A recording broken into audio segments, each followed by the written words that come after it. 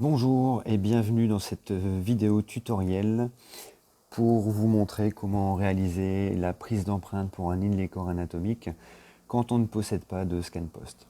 Donc là en l'occurrence ce sera pour un inlay corps sur une 13. Voilà, donc sur le bon de commande on va venir indiquer qu'il y a une couronne anatomique et dans la note pour pouvoir passer l'information prothésiste on va venir indiquer qu'un inlay corps sur 13. Donc on va commencer d'abord par scanner en mode empreinte.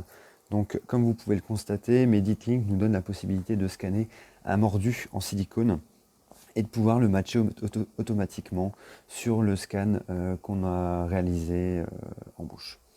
Donc on va au préalable commencer par faire un petit mordu en silicone. Donc on va positionner un tenon calibré, que ce soit un tenon calcinable ou bien tenon métallique classique pour les prises d'empreinte.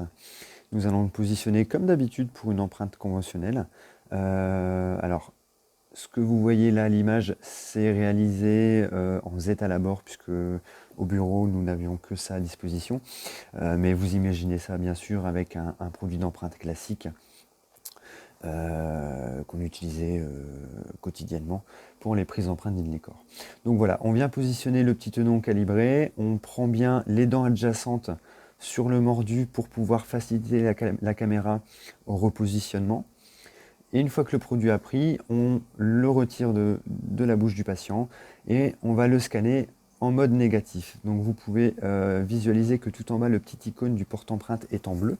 Ce qui veut dire que là, nous allons scanner en mode négatif.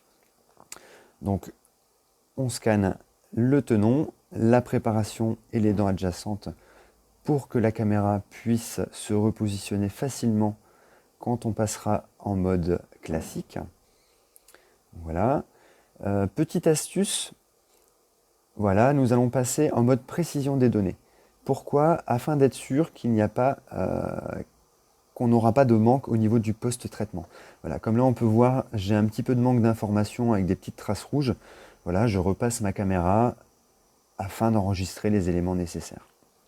Une fois que mon tenon est bien vert, je vais pouvoir repasser en mode classique. Donc je sors de ce mode négatif.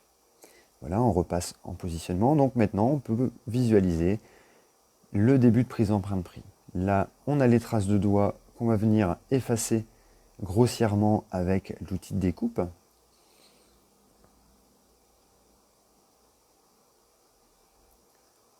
Voilà. Et maintenant, on introduit la caméra en bouche et vous allez voir que la caméra va se repositionner automatiquement. L'idéal, bien sûr, est de prendre une des deux dents adjacentes qui est déjà enregistrée pour que la caméra puisse se repositionner automatiquement. Donc, dans le premier passage en mode négatif, on est venu enregistrer le tenon en position.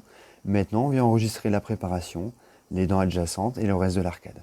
Comme vous pouvez le constater, les petits éléments manquants que je n'avais pas effacés correctement tout à l'heure disparaissent quand on passe la caméra par-dessus.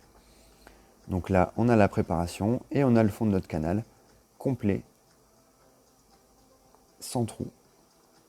On valide le cas.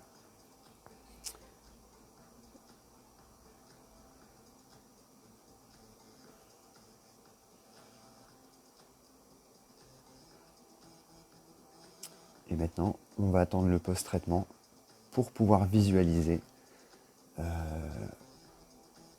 ma préparation et la cavité.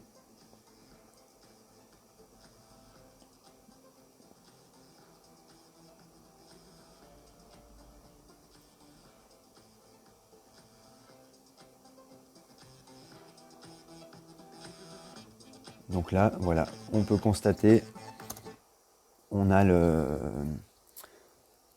modèle qui est complètement entier. Voilà, on a la préparation qui est juste là.